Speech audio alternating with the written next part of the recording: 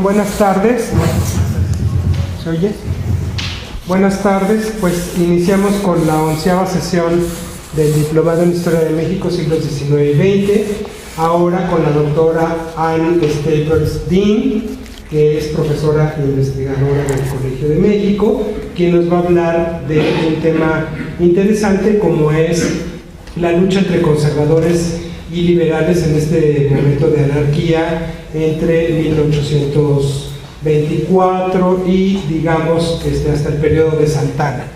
Y quiero decirles que la doctora es doctora en Historia por el Colegio de México. Sus estudios versan sobre la historia de la educación, la minería, la iglesia y las mujeres en el siglo XIX. Ha impartido diversos seminarios para el doctorado en Historia del Colegio de México, así como el curso de Historia de la Educación en México en la licenciatura en Pedagogía de la Universidad Nacional Autónoma de México. ¿Qué les digo? Ha publicado muchísimos trabajos, entre los más destacados podemos mencionar El siglo XIX mexicano, Historia de la vida cotidiana, publicado por el Colegio en 2004, Una educación para el hogar, México en el siglo XIX, en un libro que se llama Obedecer, Servir y Resistir, la educación de las mujeres en la historia de México, la Iglesia en la Primera República Federal, 1824-1835, entre muchos otros más. La verdad que es un honor que esté la doctora Staples del Colegio del Estado de Hidalgo. Un aplauso para ella. Y los dejo. Adelante. Gracias. Muchas gracias. Agradezco muchísimo la invitación para venir al Colegio de Hidalgo. Es mi primera visita, estoy emocionada con estar aquí. Estuve con las personas que estuvieron soñando en la creación de este colegio hace muchos años y verlo hecho una realidad es para mí un gusto muy particular, muy personal. Y pues estoy encantada de poner mi granito de arena y de compartir con ustedes pues estos primeros tiempos del Colegio de Hidalgo. A ver cómo andamos con el micrófono. El tema que me pidieron para el día de hoy, para esta charla, se llama Anarquía y lucha entre liberales y conservadores, que me dio pie para pensar en primer lugar en los términos y un poco en el ambiente que lleva a esta anarquía entre comillas y a esta lucha. Ahora, tengo entendido que les han platicado acerca del movimiento revolucionario, acerca de independencia, acerca de la legislación. Mi amiga Cuca Remedio viuda de Roberto del Moreno de los Arcos estuvo aquí, parece la semana pasada, ¿verdad? O hace muy poquito. En fin, han tenido una visión sobre todo de historia política de estos años y yo voy a seguir un poquito con el tema de la historia política, pues por este tipo de tema que me han asignado, aunque voy a tratar de meter lo que me interesa todavía mucho más, que es la historia social y la historia de las ideas también. Entonces quisiera empezar con lo que sería casi el antídoto a la anarquía, esta primera palabra del título. Quiero empezar a hablar un poco del consenso que hubo, lo contrario de anarquía, en el momento de la independencia. México empezó su vida independiente con gran euforia. Sin duda, Dios había bendecido estas tierras. La forma misma del país era la de un cuerno de la abundancia, ancha en la entrada, arriba, y haciéndose más delgado ya rumbo a la península de Yucatán. Es un cuerno de la abundancia. Corrían por la superficie de este México los ríos más caudalosos. En el suelo había las minas más ricas de oro y sobre todo de plata. México tiene más plata que oro, casi de todo el mundo. Los abundantes pastizales daban de comer a un sinnúmero de cabezas de ganado mayor y menor. Los bosques podían producir cantidades interminables de madera. La producción agrícola bien manejada daría de comer y de sobra. Sin la corrupción, venalidades, políticas de saqueo de la corona española, a México le esperaba un brillante futuro. Y es un punto en el cual había un gran consenso. Lo que quiero subrayar es esta idea de unísono, esta idea compartido por todos, claro, los que estaban conscientes de la situación, o las comunidades indígenas aisladas que siempre quedan fuera de nuestras historias. El optimismo por el futuro fue compartido por casi todo el mundo. Las alabanzas a Iturbide, de quienes les habló Guadalupe Jiménez Corinac hace poco, el padre de la patria no era Hidalgo en un primer tiempo, era Iturbide, así se le consideraba, eran prácticamente universales. La confianza en la riqueza del país, las oportunidades que daría la libertad de comercio, el no enviar dinero ya a España, el manejar los asuntos nacionales en provecho propio, hacía halagüeño el futuro. Además, México gozaba de una ubicación privilegiada. Se hallaba entre Estados Unidos, que empezaba a dar muestras de gran actividad comercial, y sus mercados al sur. Sus barcos debían necesariamente tocar puertos mexicanos durante sus largos viajes, o sus carretas cargadas de mercancías tenían que atravesar el territorio mexicano. Y de este a oeste, bueno, me están viendo al revés, ¿verdad? Casi no había más camino que Filipinas, Acapulco, Veracruz, Europa. México estaba en el ombligo del mundo.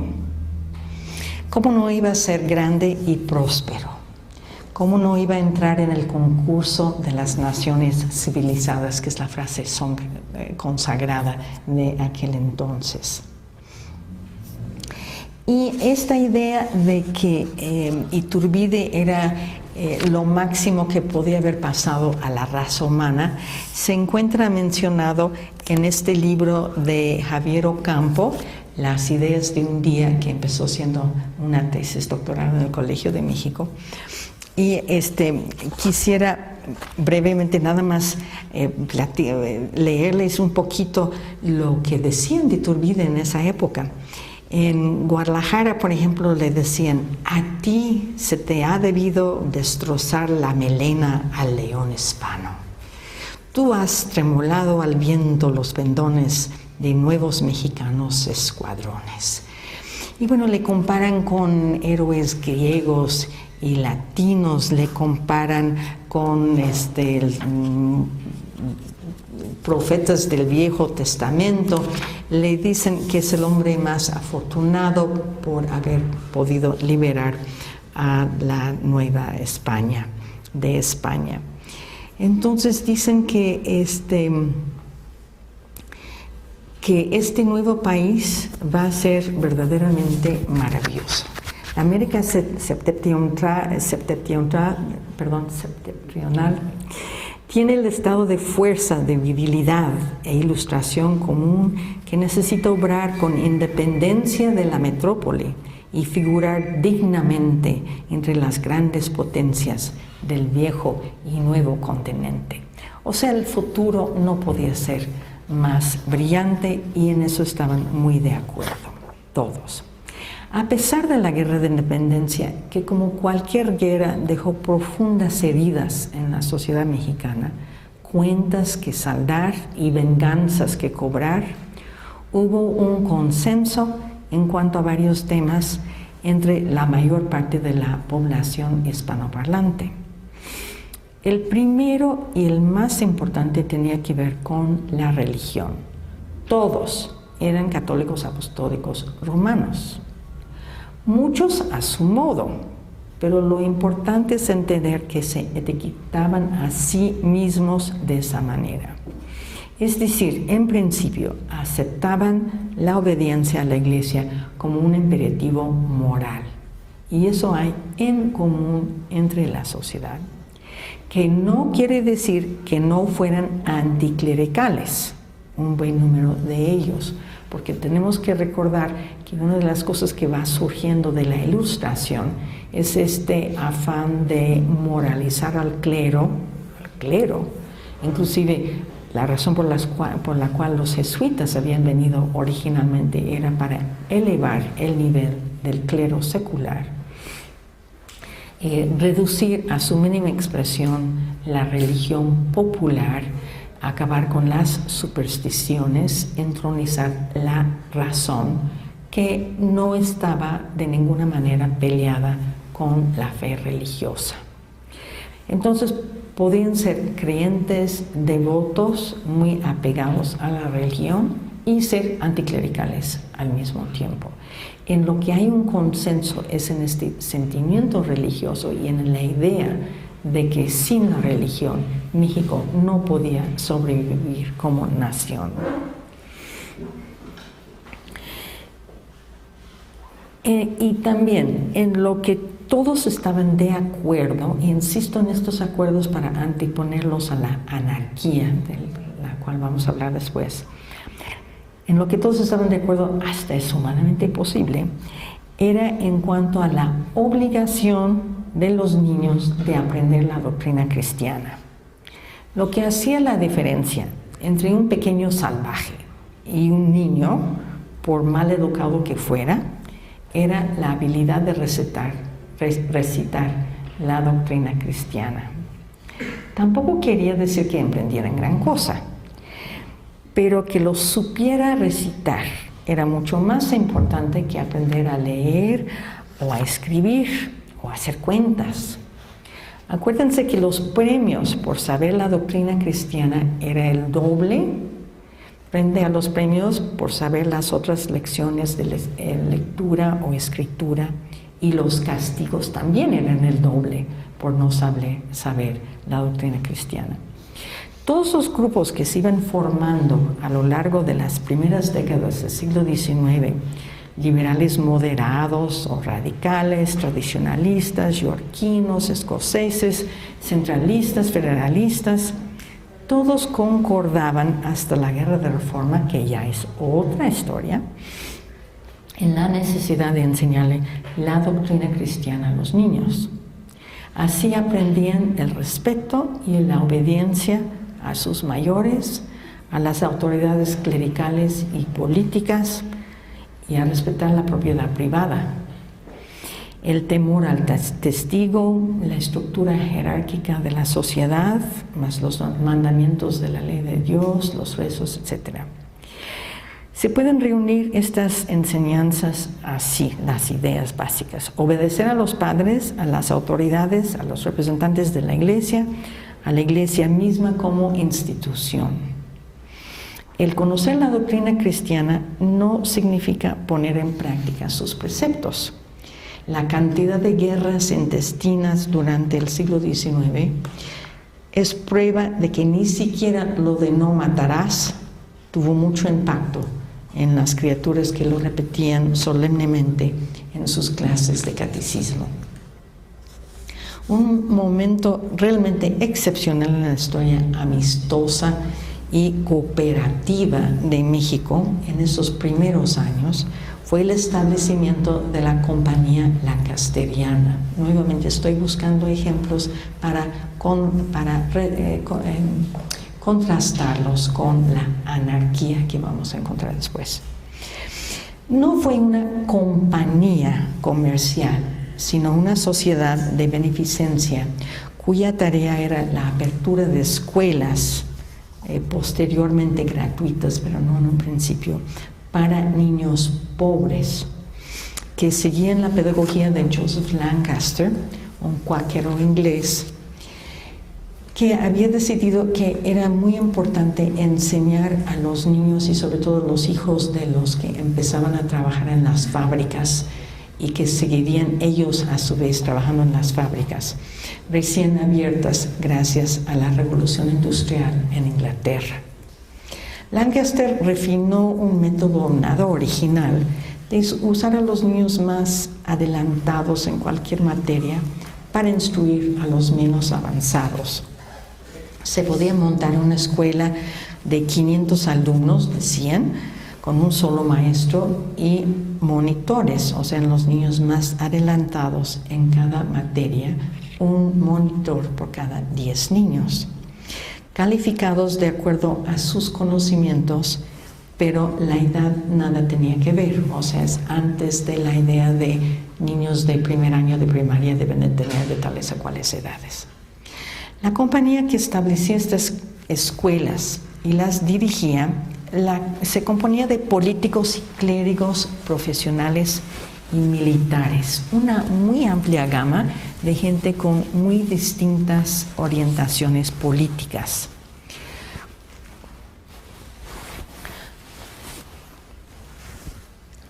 Fueran cuales fueran sus puntos de vista en cuanto a las formas de gobierno que debía regir el país, lograron durante algún tiempo promover y apoyar de común acuerdo la creación de estas escuelas. Como en el caso de la doctrina cristiana, el interés en la educación trascendió fronteras ideológicas que con el paso del tiempo se volverían cada vez más impenetrables. Pero estamos en un primer momento de cierto acuerdo. Hubo mayor grado de tolerancia durante los primeros años del Imperio y República que posteriormente. La República vivió un corto pero esperanzado tiempo en que jalaron parejo, por decirlo de alguna manera, los hombres que tuvieron las ideas y la iniciativa necesaria para tratar de resolver algunos de los problemas seculares que habían heredado de la corona, como la ignorancia, entre comillas, de la gran mayoría de la población. La sociedad mexicana, y me refiero sobre todo a la urbana, sin incluir a las bajas capas de los léperos o los sin techo, festejó la entrada del ejército trigarante en 1821 con fe en el futuro. El día siguiente despertó. Como documentó Javier Ocampo en este libro que les enseñé, Las ideas de un día, ningún obstáculo parecía obstruir el camino hacia la felicidad. Todavía en 1824, 3 años después, las cosas no andaban tan mal. Los españoles todavía estaban atrincherados en el fuerte de San Juan de Ulúa y bombardeaban el puerto de Veracruz, de modo que los barcos tenían que descargar en Mocambo, donde no había muelle, o seguir hasta Alvarado. Y el libro de Robert Randall sobre Real del Monte, los británicos y Real del Monte, tiene un capítulo maravilloso que se podría convertir en una película de aventuras algún día, de cómo descargaron durante un periodo de 5 meses las piezas para las bombas de vapor que traían de Inglaterra para las minas de Real del Monte y aquí de Pachuca. México había conseguido un préstamo en Londres a partir de 1824 y otro en 25. Bueno, este de 24 el primero de muchos que después no pudimos pagar, de modo que algún dinero había para hacer funcionar el gobierno en este primer periodo de relativa calma y relativo acuerdo. Las relaciones diplomáticas también se encaminaban a lograr el reconocimiento de la independencia, todavía sin mucho éxito, pero con la esperanza de firmar tratados de amistad, comercio y navegación en un futuro cercano. España estaba de necio y no reconocía la independencia hasta 1836, insistiendo Fernando VII en guardar la corona para una de sus hijas, lo cual era una idea bastante absurda, pero se muere él en 33 y todavía hasta 36 logra por fin penetrar la idea en esas cabezas de que México no regresaba a la obediencia de España. Y junto con el Vaticano, también lo reconoce en 36, que lo seguía a la corona española muy de cerca y a sus órdenes. El resultado fue que la cuestión religiosa en México quedó en suspenso sin causar muchos conflictos en un principio. Si se hubieran obligado a resolver y a determinar ya de manera definitiva, por ejemplo, el ejercicio del patronato, seguro que el conflicto se hubiera despertado mucho más temprano. Pero como no se pudo resolver, pues ahí quedó así como en suspenso el asunto. Hubo una reunión interdiocesana, o sea, con las diócesis existentes en aquel entonces, en 1823, durante la cual los pocos jerarcas eclesiásticas que quedaban vivos o que quedaban en el país decidieron que el nuevo ejercicio del patronato se tendría que solicitar a Roma, que no era inherente a la soberanía, como alegaban otros. Las semillas del futuro pleito estaban sembrados, pero por el momento había un acuerdo aceptable entre jerarquía y las autoridades políticas. En parte porque eran las mismas personas, eso siempre ayuda. El arzobispo Pedro Fonte no quiso coronar a Iturbide y salió sigilosamente de México justo a tiempo para no tener que hacerlo, de coronarlo. Pero 3 obispos sí aceptaron el encargo. El obispo de Puebla estaba en la primera regencia y distintos sacerdotes muy importantes, desde luego, eran ministros de justicia y negocios eclesiásticos. La lista de clérigos que participaron en política es larga, que no significa tampoco que siguieron siempre la misma línea política, pero su presencia sí pudo haber influido en acuerdos más o menos tolerables para todos. A principios de enero de 1825, ya pasamos un año más de relativa estabilidad, el primer Congreso Constitucional abrió sus sesiones en lo que describió el historiador Reinaldo Sordo como, y le cito, en un clima de paz y armonía. El porcentaje mayor de cualquier grupo entre los diputados era el de los clérigos, un 34%. En el Senado era el mismo caso con un porcentaje semejante. Casi la cuarta parte de los congresistas de todos los orígenes tenían alguna experiencia legislativa previa, aunque la mitad eran neoyorquinos, que casi significa rebeldosos en ese momento. Esa paz y armonía duró poco, para no regresar jamás. Y podemos fichar tal vez el momento en que se pierde este primer consenso y esfuerzo por encaminar esta nueva nación, más o menos con cierta tranquilidad, a finales de 1825. Porque ya para el segundo Congreso Constitucional, que se va a reunir en 27, hay elecciones previas en 26, que ahora sí empiezan a ser las corruptas que ya conocemos y que siguen, a pesar del IFE, hasta la fecha, ¿no? Entonces, este segundo Congreso Constitucional de 1827 a 1828 fue el producto de elecciones amañadas en varios estados, con los yorquinos y los escoceses en violento combate. El resultado desconsolaba. Un quejoso dijo, y le cito, «Es digno de llorarse con lágrimas de sangre que a un país que marchaba a su mayor engrandecimiento bajo la mejor forma de gobierno se le trate de dividir en facciones y sumido en la guerra civil». Pues sí, era profeta el Señor, a eso iba encaminado ya la República Mexicana. Reinaldo Sordo encontró un 31% de clérigos en este segundo congreso de las personas cuya profesión pudo identificar, o sea, es posible que hubo más, entre los diputados y un 18% de clérigos entre los senadores.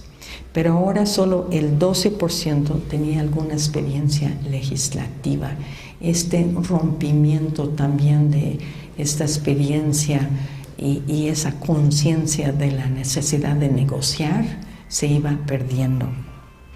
De ahí en adelante el panorama se iba poniendo más negro. A principios de diciembre de 1828, Lorenzo de Zavala ayudó a levantar a la plebe de la Ciudad de México para promover el primer golpe de Estado e imponer en la presidencia a quien no había ganado. Vicente Guerrero, yorquino como él. El ganador de esa elección, Manuel Gómez Pedraza, se retiró por lo mientras del escenario. El levantamiento en la ciudad, que causó el saqueo del mercado del Parián en el Zócalo y del Colegio de Cirugía, donde robaron los instrumentos para disecciones y quién sabe si uno que otro pedazo de cuerpo, que fue escandalosísimo asunto en aquel entonces, fue la pérdida de la primera y única transmisión pacífica, la oportunidad de la primera transmisión pacífica del poder del primer presidente de la República a su sucesor. La transmisión pacífica del poder de un presidente al siguiente no se pudo efectuar ni la primera vez, y de ahí para el Real. Entonces, de Guadalupe a su sucesor no se pudo hacer de una manera pacífica. Y además en aquel entonces eran periodos de 4 años, así que el número de golpes de Estado obviamente iba a aumentar. Esta historia justamente de golpes de Estado y pronunciamientos sería en adelante casi la definición de la historia presidencial del país. No había habido violencia a esa escala en la ciudad capital desde los levantamientos del siglo XVII con sus excomuniones y saqueos del Palacio Virreinal, cuando el arzobispo excomulgó al virrey, etc. Las facciones en pleito durante la Guerra de Independencia nunca tomaron como campo de batalla a la Ciudad de México. Le tocó hacerlo a uno de los primeros liberales radicales, y también podemos agregar pillo profesional, Lorenzo de Zavala, quien reconoció en sus obras tiempo después el gravísimo error que había cometido. Otros lo criticaron con todavía mayor severidad. Un diputado condenó a Zavala, y le cito, por el atentado de la Acordada, por la destrucción del comercio, las artes e industrias, por la desconfianza pública, por entregar la riqueza a los extranjeros y por promover nuevos impuestos que colmarían la miseria. O sea, una condena histórica muy fuerte a Zavala, quien ya de por sí lleva la carga de traidor de la patria. Se habrán fijado que no he mencionado para nada las palabras, bueno, sí he mencionado anarquía, pero sin definirlo, y tampoco he mencionado a los conservadores, porque son términos cargados de significados ahistóricos y hay que manejarlos con cuidado. Empezamos con el primero, anarquía. Según el diccionario, es la ausencia de un gobierno con la autoridad necesaria, pero no dice cuál autoridad ni a qué se refiere, de un país que está sumido en conflictos desordenados. Bueno, para mi gusto todos los conflictos son desordenados, entonces no es una definición que ayuda mucho. Nada dice del tiempo que tiene que durar el conflicto para que produzca una condición anárquica. De hecho, si vemos sus raíces griegas, anarquía es la ausencia de un gobierno, punto. México tuvo gobiernos a lo largo de todo el siglo XIX y a veces dos al mismo tiempo. Tenemos a Juárez, a Zuluaga, por ejemplo. Falta decir si fueron eficaces, si cumplieron con las expectativas de los distintos grupos sociales, si eran viables incluso. Pero de que hubo, pues hubo. Mucho se ha dicho que durante las primeras décadas del siglo XIX, México vivió en un estado de anarquía. Yo mismo lo dije una vez en un seminario de tesis, no mi tesis, pero en un seminario de tesis, y todavía me acuerdo el comentario de Alejandra Moreno Toscano, que me regañó, con razón, por asignarle a esas décadas un término que no corresponde. Este término de anarquía o caos, no me acuerdo cuál de los dos ocupé, pero lo que me hizo ver ella, y con mucha razón, es que nadie puede vivir por largo tiempo en medio de la anarquía o del caos. Los estudios sobre el caos indican que hay ciertos ordenamientos inclusive dentro del caos. El caso es que han sido ambos términos cómodos para describir el mal gobierno, la corrupción, la irresponsabilidad, la pobreza financiera y los pronunciamientos, estos últimos productos de todo lo anterior. Un libro reciente de Will Fowler, publicado por la Universidad de Nebraska el año pasado, titulado Malcontents, Rebels y Pronunciamientos, la política de la insurgencia, o de la insurrección más bien, en el siglo XIX mexicano, se dedica a explicar cómo las quejas privadas y públicas se combinaron para crear los famosos pronunciamientos, característicos de México y de España sobre todo.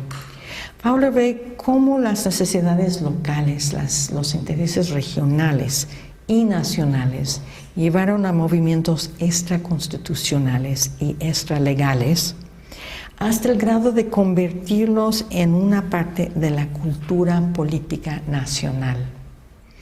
A pesar de ser una sociedad jerárquica, basada ante todo en la obediencia a las autoridades, a partir de la independencia se dieron más de 1.500 pronunciamientos que buscaban un cambio de la autoridad política o del sistema político mismo, la derogación de una ley, la rectificación de una injusticia, la destitución de un personaje odiado, o al contrario, para promover a un político o para promover intereses regionales o de una corporación o gremio.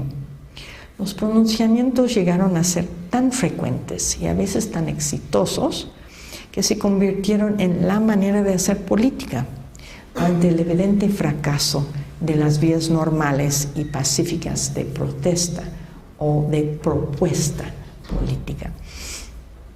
Recurrir a la violencia, el conflicto desordenado, según la definición formal, marcó la historia de México hasta la Pax Porfiriana. Después también, pero ya es otra dimensión y otra historia. ¿Qué había pasado?, pregunta Will Fowler, que hacía a la gente levantarse en armas, desobedecer el gobierno, violar las leyes y de paso convertir a la campiña mexicana en permanente campo de batalla. Eric Van Young se hizo la misma pregunta a más de 1,000 insurgentes, claro, no en persona, ¿verdad? Es contemporáneo mío, y llegó a la conclusión de que se recurría a la violencia por rencores y agravios personales, venganzas, en protesta por injusticias, aconsejados por amigos o autoridades, por obligación porque el párroco se declaraba insurgente o realista, o porque así se lo hacían los demás de la familia o de la comunidad, y a veces por convencimiento propio, queda como en último lugar. Pasaba lo mismo durante las décadas siguientes, en que los recursos destinados al bien común, como la introducción de sistemas de agua, establecimiento de escuelas, compostura de puentes, calzadas y caminos, se desviaban a gastos bélicos. Yo creo que nadie ha hecho un cálculo del costo de estos 1.500 pronunciamientos de los primeros 55 años de independencia. Fowler los calculó entre 1821 y 76. Pero sin lugar a dudas, si hubo una causa más importante que cualquier otra de la anarquía, conflictos, caos o como lo queremos llamar, fue la pobreza de México en esos años. No levantaba cabeza. Salvo algunos sectores privilegiados como la minería en Guanajuato, Zacatecas o después de medianos de siglo aquí en Real del Monte y Pachuca, el país no andaba nada bien económicamente. La infraestructura no se había reparado, los caminos seguían en mal estado y no se había reformado los impuestos. El alcabada seguía encareciendo los productos.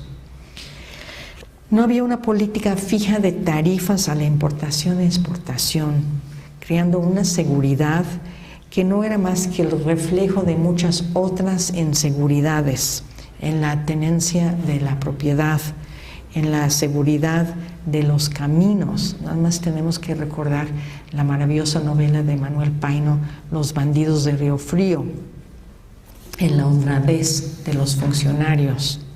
Surgió una época de caciquismo totalmente fuera de un Estado de Derecho, donde se imponía la ley del más fuerte. Ni la ley ni la democracia, concepto ajeno a la historia del pueblo mexicano, imperaban. Y sin embargo, no hubo durante estos años lo que los teóricos como Frederick Katz califican como revoluciones. Según Katz, se necesitan 4 condiciones para hacer prosperar una revolución. 1, un disgusto generalizado con las condiciones políticas, económicas y sociales. 2, el reconocimiento de que los males generalizados de la sociedad no son debidos a causas de fuerza mayor o actos divinos, sino atribuibles a fallas humanas y en consecuencia remediables.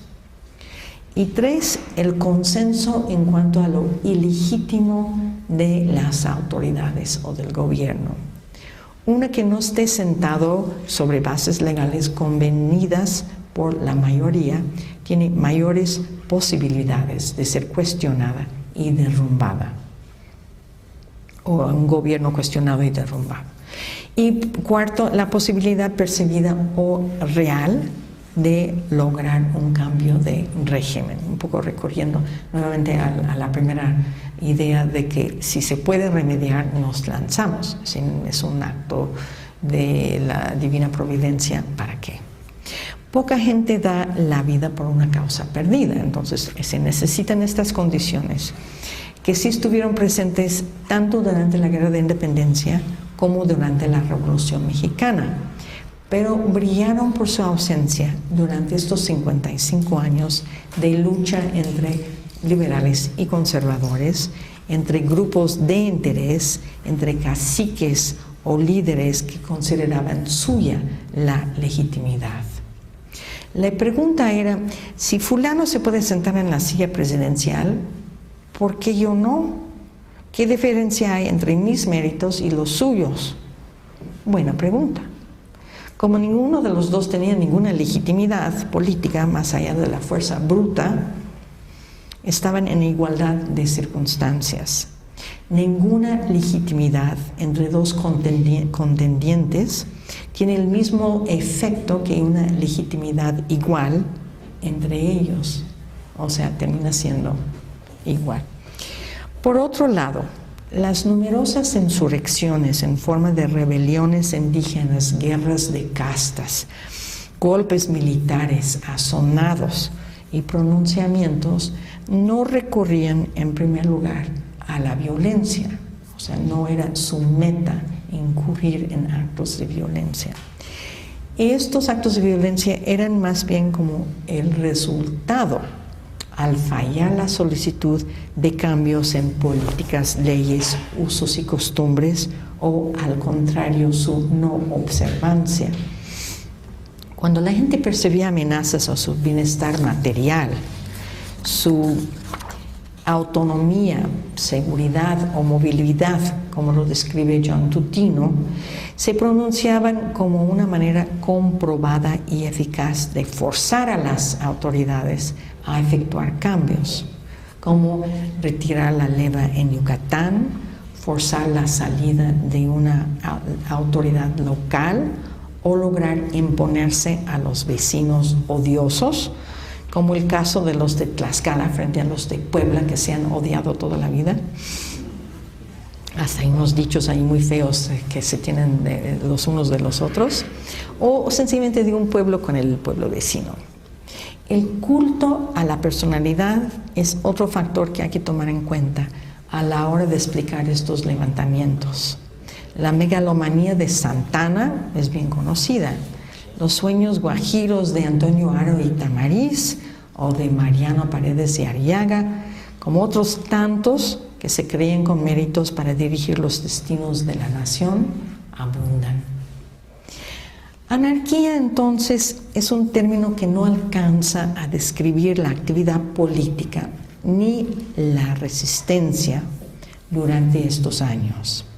Las insurrecciones no tenían lugar en todo el país, sino en zonas aisladas por lo general, o sea, no podemos hablar de una situación generalizada.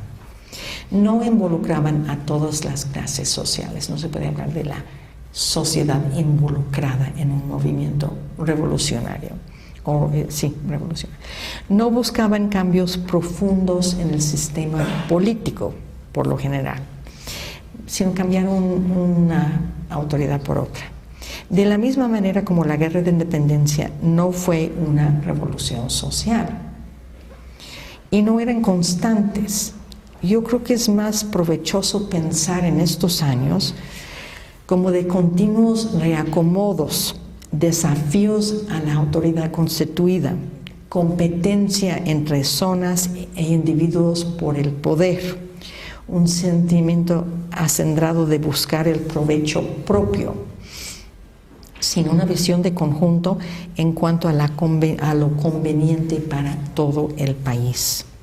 Desde luego, la ausencia de un sentido de nación es fundamental para explicar la fragmentación de intereses y metas que adoleció México durante estas 5 décadas y medio antes de enfrentarse a retos todavía mayores, la Guerra de Reforma y la intervención francesa.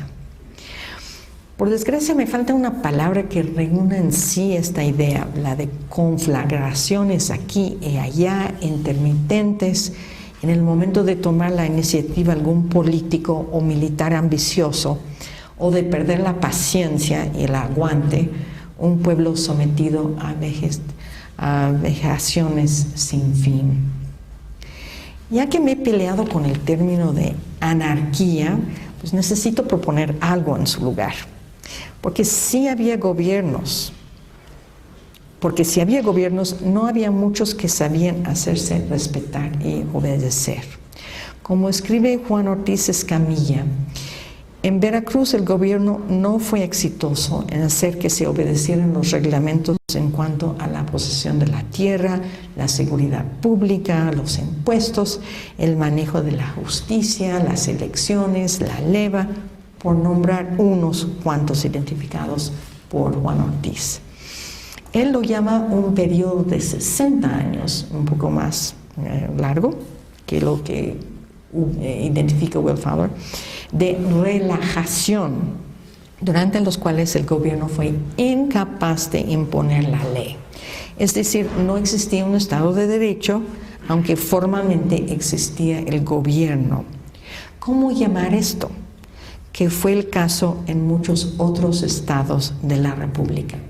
Ingobernabilidad, desorganización administrativa, son términos de moda y a lo mejor describen mejor que otros la inhabilidad del gobierno por llevar a cabo las funciones ejecutivas, hacendarias, judiciales y militares que constituyen los 4 atributos de los intendentes heredados por los gobernantes del México independiente. Ahora, el otro término que debemos de observar es el de conservadores. Se usa muy poco en el léxico político antes de que Lucas Alamán lo sacara de su muy culta cabeza en la década de los 1840. Según lo que me cuenta la doctora Josefina Vázquez, que va a estar aquí con ustedes la semana entrante, es un término que surge más bien con el establecimiento del partido político conservador del ilustre guanajuatense muy a finales de la década de los 90, de los 40, de hecho después de la guerra con Estados Unidos. Pero un poquito antes, por esos mismos tiempos, 1846, se empezó a publicar el periódico El Tiempo, fundado por el ministro español Bermúdez de Castro, para hacer propaganda a favor de una monarquía, y ahí se ocupa el término. Se usaba también para insultar al contrario, en este caso los federalistas a los centralistas, aunque estos centralistas fueran de hecho liberales también. Pero había que distinguirlos de alguna manera y obviamente calaba el término, entonces los llamaban conservadores. Etiquetar a los políticos con este nombre de conservador antes de estas fechas, cuando se quiere decir realmente tradicionalistas, es un error muy común. Vale la pena también recordar lo que quiso decir Alamán con este término de conservador. Alguien que reconoce la conveniencia de conservar las virtudes de la sociedad virreinal, que sin duda las tuvo, o sea, no los vicios, sino sí las virtudes. No debemos caer en el maniqueísmo de asignar lo negro a la colonia y pensar en México independiente como blanca paloma. Don Lucas recordaba lo que sí funcionaba en la sociedad virreinal y podemos estar en desacuerdo con él, pero este es a punto aparte. Él lamentaba que se había acabado esta sociedad, aunque no se arrepintió nunca de haberse independizado de España. Reconoció como virtudes del antiguo sistema la capacidad de la gente de sacrificar su provecho personal inmediato por el bien del reino. No importa si fuera con la esperanza de futuras recompensas, la religión funciona igual. El hecho es que había gente dispuesta a hacerlo por las razones que fueran, pero beneficiaba al Estado. La doctora Josefina, cuando estaba platicando con ella esta semana de este tema, me dijo que David Brading está de acuerdo con ella en el sentido de que no se puede equiparar a los federalistas con liberales y a los centralistas con conservadores. Desde luego que había un buen número de liberales que quisieron distanciarse de la política estatal en manos de sus enemigos y en cambio apuntarse con un gobierno lejano, central, que le dejaran mayores espacios de maniobra. Obviamente, en un país con los problemas de comunicación que tenía en México, era muy conveniente un gobierno central que estuviera lejos y que no se enterara de lo que hiciera uno a nivel local. Por otro lado, la desilusión que sintió don Lucas y su generación al ver la bandera de las varas y las estrellas ondular sobre el Palacio Nacional les llevó a formar un partido político que pusiera una barrera a todo lo que había provocado la derrota de México frente al invasor, lo que había hecho pensar a la gente que la Constitución y las instituciones de Estados Unidos podrían haber sido importados e impuestos a México. O sea, rechazar totalmente esta idea. Sobre todo cuando tenían a la mano la rica experiencia colonial más cercano al índole del pueblo mexicano. También fue una reacción de los liberales radicales que culparon de la derrota a los elementos de la sociedad mexicana que no habían permitido borrar totalmente la herencia colonial frente a todos los males. Estas visiones maniqueas nuevamente de la historia llevarían al poco tiempo a un fuerte derramamiento de sangre, la Guerra de Reforma. Como recuerda Andrés Lira, y le cito, los repetidos golpes de Estado que sufrió el país a partir de 1821 y la agitación social que se vivía en los días en que afirmen en alemán, cuando él escribe, su rechazo a la participación popular en el gobierno y también su adversión al federalismo y, en fin, a la política de lo que Mora llamó el progreso, el Partido del Progreso. No existió un Partido del Progreso, pero se llamaba así a la gente que creían tanto en el progreso. Sin embargo, coincidió lo que es alemán con los liberales, con la idea de que una economía política, o con la idea de una economía política, de la que fue fiel partidario hasta el fin de su vida, solo que instrumentándolo por la vía autoritaria y no por una vía democrática. Admiraba y buscaba reimplantar en México, de ahí su conservar, reimplantar, y cito, racionalidad administrativa del siglo XVIII, que exigía el sacrificio de la política o el juego, sacrificar también este juego de transacciones y acomodo de las fuerzas sociales en el gobierno del país. O sea, que fuera manejado nada más por un solo grupo, nada de acomodos y negociaciones. ¿Qué es lo que criticaba Alamán de la sociedad de sus días? Y le cito: a esfuerzos de la filosofía irreligiosa y antisocial del siglo XVIII, se está refiriendo a la Ilustración, no quedó ya otra distinción que el dinero. Buscarlo es el único fin de los esfuerzos de todos. Ganarlo por cualesquiera medios se tiene por lícito. Y como no se invierten las distinciones que antes se compraba, cuando no se merecían por otros títulos, como nadie se cree obligado a servir a su país con su fortuna, no quedando otra inversión posible a las grandes fortunas más que a los goces materiales. Obtener estos es todo el objeto de la ambición.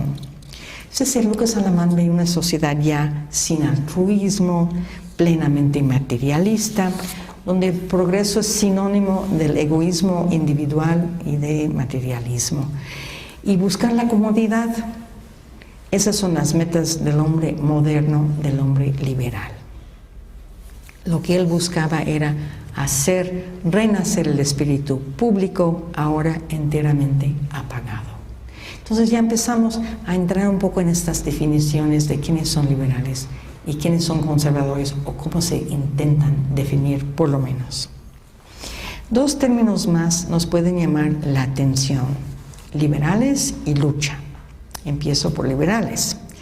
Efectivamente, hubo toda una gama de personas con intereses en el mundo moderno, muchas de ellas o muchos de estas personas herederos de la Ilustración, cuyas ideas empezaron a poner en práctica justamente después de la independencia. Conocer la naturaleza, querían ellos, conocerlo mediante su cuantificación, establecer la ciencia de la estadística, saber cuántas personas y recursos tenía México, qué idiomas hablaban, qué distancia había entre un punto y otro, conocer la altura de la Ciudad de México, cosa que hace Humboldt, recolectar muestras geológicas, la lista es larga, el saber en qué consistía, de qué se componía la República Mexicana en términos de su geografía física y humana, se convirtió en un interés que se ve reflejado en las estadísticas estatales que se empezaron a publicar en casi todos los estados de la República. Los herederos de esta tradición y los practicantes a partir de 1820 fueron muchas veces los egresados del Colegio de Minería y del recién establecido Colegio Militar, que se fundó en 1822. Formaron la base de una generación de estudiantes entrenados en el método científico. Los médicos no quedaron atrás, como tampoco lo hacían los arquitectos o los fabricantes que abrían las primeras fábricas de cerveza, sombreros, jabón, papel, etc. Estos hombres que trabajaban por su cuenta, que no pertenecían a un gremio, que no tenían una mentalidad corporativista, son nuestros liberales. Exaltar el valor del individuo, de su identidad personal frente al Estado, es otro de sus características. Desde luego que el egoísmo, como motivo del desarrollo individual, desempeña un papel importante.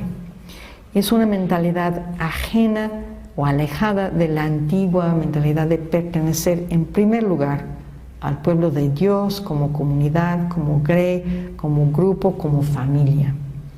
Si la ilustración exalta la razón, es la razón individual, es la conciencia individual, sin la guía de ninguna autoridad. Es la persona sola frente a sus responsabilidades, sus anhelos, su lucha por la vida. Desde luego que estas son categorías rígidas, pero a la hora de buscar definiciones nos ayudan a entender de quiénes estamos hablando. La lucha entre estos individuos agrupados en logias yorquinas o regimientos del ejército o miembros de cabildo o colegios de abogados, lo que fuera, ya que no escapan a la naturaleza corporativista de la sociedad mexicana, se enfrentan a grupos mucho mejor conformados de tradicionalistas, los que Lucas Alamán posteriormente llamarán conservadores, en la lucha por el poder. Ahora, quiero subrayar este punto de que todos estos individuos que están tratando de hacerse camino en la vida sin pertenecer a, termino perteneciendo a logias masónicas, asociaciones profesionales, liceos o asociaciones literarias, academias literarias. O sea, tenemos una verdadera necesidad de pertenecer a alguien y terminan perteneciendo también, nada más que a otro tipo de asociaciones, pero de que todos terminan en lo mismo, más o menos terminan. Pero en fin, es muy importante darse cuenta de que esta lucha no es de manera permanente o estática entre liberales y conservadores. Eso es a donde yo quiero llegar. Estos términos son adecuados, imprecisos, falsos a veces, poco explicativos. Regreso brevemente al tema de los federalistas y de los centralistas. Ubicar la sede de poder, decidir si conviene más gobernar a México desde el centro y ahorrarse los gastos de los gobiernos estatales, o al contrario, dejar que cada estado fuera, como decían sus constituciones particulares, libre y soberano, eran decisiones políticas que no tenían que ver con actitudes e interpretaciones del presente y del pasado, expresadas en estas etiquetas de liberales y conservadores. Entonces son peras y manzanas, son dos cosas muy distintas. El siglo XIX mexicano y sobre todo la edad de Santana, como lo llamó Michael Costello, era la edad de los chaquetazos. Uno se colocaba en donde más convenía. Sin duda, los yorquinos tenían ciertas características en términos generales y los escoceses otros, pero eran intercambiables en muchos casos. Los yorquinos insistían en un trato más llano, sin guardar las formalidades barrocas de la educación mexicana. Business is business, or time is money, como quieran decir. Pero los escoceses mejor nacidos nunca perdieron su educación. Aquí se marcaba una diferencia de clase social muy clara. La media, o la que aspiraba a ser media, contra las viejas familias en el poder. Una lucha por los puestos en el gobierno, la famosa empleomanía de que hablaba José María Luis Mora. Aliarse con quien fuera para conseguir un puesto burocrático. Si uno no tenía el apoyo de la familia, había que hacerlo solo, aceptar los cánones liberales y lanzarse a la rueda. Los que tuvieron un apoyo institucional o familiar, desde luego que no lo despreciaban. Y ahora llegamos a lo que yo llamo la pièce de résistance de esta charla, el libro clásico de Edmundo Gorman, México, el trauma de su historia, publicado por la UNAM en 1977. El capítulo clave para nosotros, nuestros propósitos, se titula, y le cito, La trágica incomprensión, conservadores y liberales. O'Gorman define las dos posturas así, y le cito. Todo cuanto representaba de codiciable y alucinante la modernidad quedó encarnado en el ejemplo angloamericano. De manera que en el propósito de emularlo tenemos uno de los extremos del dilema. Está hablando del dilema que pone México frente a estos dos grupos de conservadores y liberales. Bien estaría identificarlo con la clásica designación de tendencia liberal. Bueno, esto de decir que codiciable, alucinante la modernidad angloamericana, eso es la tendencia liberal. La tendencia opuesta, la conservadora, se oponía, y cito, vigorosa y combativa al proyecto de imitar a Estados Unidos y pugnaba por su parte por mantener la vigencia de los valores y principios en que se había sustentado la sociedad colonial, salvo en lo tocante a la independencia y sin excluir el progreso en lo compatible con aquellos valores y principios coloniales. Entonces, bueno, no están peleados con la independencia y no están peleados con el progreso siempre y cuando no viole estos maravillosos valores y principios del periodo virreinal. Es decir, la Nueva España, es decir, México, pero sin españoles, o la Nueva España, pero sin españoles. Lo que resolvía de una manera relativamente fácilmente, el asunto de la identidad, sin que metiera ruido el conflicto entre modernidad y el legado colonial. Porque sí había que identificarse al fin y al cabo, ya como otra nación, no como la Nueva España.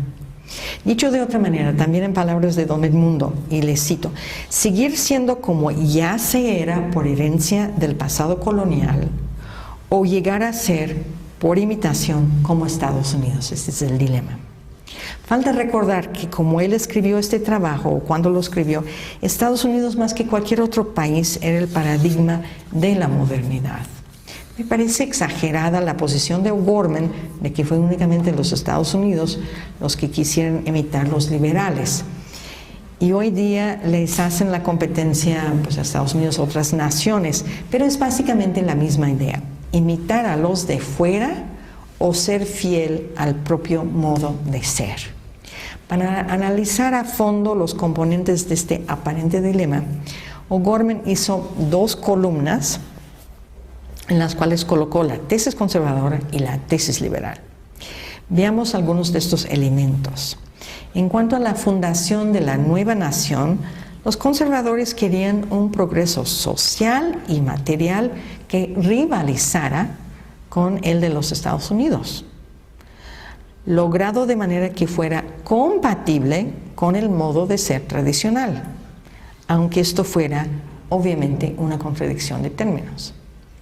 Al mismo tiempo querían guardar fidelidad a las creencias, valores y estructuras de la colonia, manteniendo la pureza de la fe y no desviándose de su auténtico y verdadero modo de ser.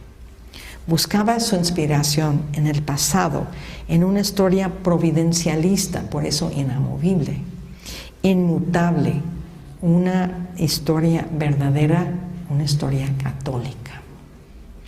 Los liberales buscaban a secas la prosperidad social y material del modelo norteamericano mediante el rechazo del modo de ser heredado de la colonia. Buscaban su inspiración en el futuro, en una historia progresista, ya que creían en el progreso de la especie humana, lo que implicaba el cambio, o sea, no podía ser estático. Y, según los conservadores, un modo no auténtico de ser, pues se basaba en la imitación del otro. También se podría visualizar este conflicto como entre un modo de ser civilizado, los tradicionales, los conservadores, y uno bárbaro, que sería lo imitable de afuera. Nuevamente, en palabras de O'Gorman, y le cito: la tesis conservadora postula explícitamente como esencia el modo de ser colonial, pero implícitamente quiere el modelo de ser norteamericano. Es decir, quiere mantener la tradición, pero sin rechazar la modernización, o para decirlo de una vez, solo quiere del modelo estadounidense su prosperidad, pero no todo lo que lleva atrás para poderlo lograr. Reconoce lo mismo que quiere la tendencia liberal, y le cito: la necesidad de alcanzar la prosperidad de Estados Unidos. Pero por otro lado, y le cito, la tesis liberal quiere explícitamente el modo de ser norteamericano, pero implícitamente postula como esencia el modo de ser colonial, o sea, se cruzan. Con razón que nadie entendió a nadie. Reconoce la necesidad de mantener el modo de ser colonial, porque es el modo de ser, disque, del pueblo mexicano.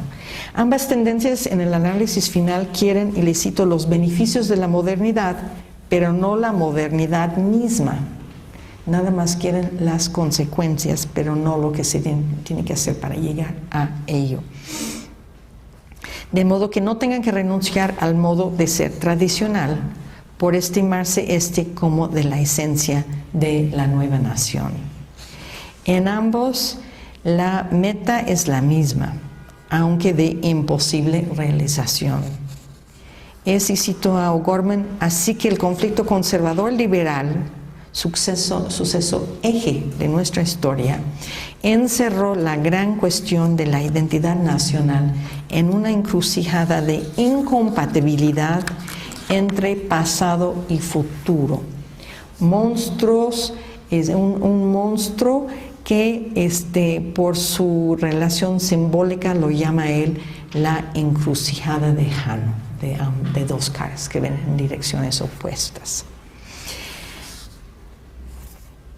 La violencia engendrada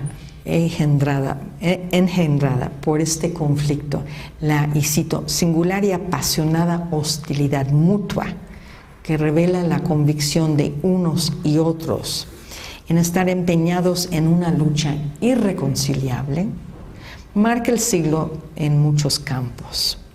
El providencialismo católico frente al progresismo ilustrado, y muchas variantes de ambos, nos llevó a toda una serie de desastres que muchos describen como anárquicas.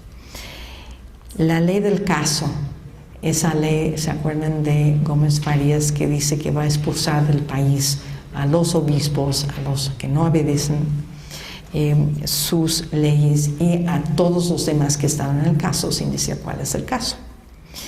La expulsión de los españoles, la guerra del sur, que es una repetición prácticamente de la guerra de independencia, pero en el sur del país, el desafuero de la iglesia y el intento de desafuero de la iglesia y del ejército, la provisión de curatos, que significa el ejercicio del patronato por parte del gobierno sin la aprobación de Roma. Los fracasos de las reformas de Gómez Farías, como bien apunta Reinaldo Sordo, se debían a cuestiones que enfrentaron a liberales radicales y poco prudentes, por decirlo menos, con sectores tradicionalistas de la sociedad. Realmente se salta la liebre en términos del conflicto ya prácticamente, bueno, en el campo de batalla entre estos grupos a partir de 34. Las reformas fueron demasiadas efectuadas a la vez y hechas con demasiada rapidez. Algunos fueron muy radicales y atacaban directamente al clero. De liberal no tenían nada, en el sentido de no haber sido consensuados o hechos mediante un diálogo y acuerdos con la oposición, con un desprecio al sistema federal y obviamente que levantó una fuerte oposición dentro de la iglesia, dentro del ejército, por el ataque a los fueros, y causaron gran inquietud en la sociedad por el uso de la violencia sin ninguna protección para el ciudadano. Abrieron la puerta a cambios profundos en la organización política, que rápidamente fue cerrado por el regreso de Santana. Y como afirma Reinaldo Sordo, sin esa experiencia de radicalismo, de ese experimento de 33-44, es impensable el movimiento posterior del centralismo. O sea, los abusos del gobierno federal en 33-44 dan lugar a los gobiernos centralistas, que nuevamente no tienen que ver con nuestras definiciones de conservadores, que insisto es un término que ni se usa en esa época. Entonces, esta lucha a la cual se refiere esta conferencia tiene que ver en gran medida con la reacción ante novedades que se interpretaban como el fin de la cultura católica en México, impuesto por un muy pequeño grupo con ideas exógenas o exóticas, que no correspondían ni al sentir ni al proceder de la enorme mayoría de mexicanos. Y siempre que hay un ataque, hay un contraataque. Vulnerar las tradiciones y los derechos provocó una reacción de igual magnitud y en sentido contrario, que terminó en la violencia. Y nada más tenemos que recordar estos años de 33 y 34 para recordar también cómo desempeñan un papel otros factores en la historia. Ese año hubo sequías, hubo heladas, hubo inundaciones, hubo una aurora boreal, signos que el clero pudo interpretar en sus sermones como signos de la ira divina, y no fue difícil convencer a la gente de que había que poner a Gómez Farías y a su congreso y a su ideólogo José María Luis Mora de patitas en la calle, preferencia en algún país lejano. Hablar de liberales y conservadores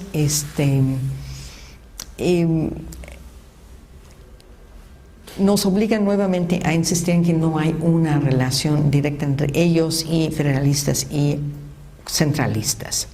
La sociedad mexicana se dividía en grupos con nombres cambiantes, que tiene que ver también un poco con esos chaquetazos de ponerse el chaleco de uno o del otro, de la misma manera como los individuos se cambiaban de un grupo a otro. En un principio había insurgentes y realistas, luego había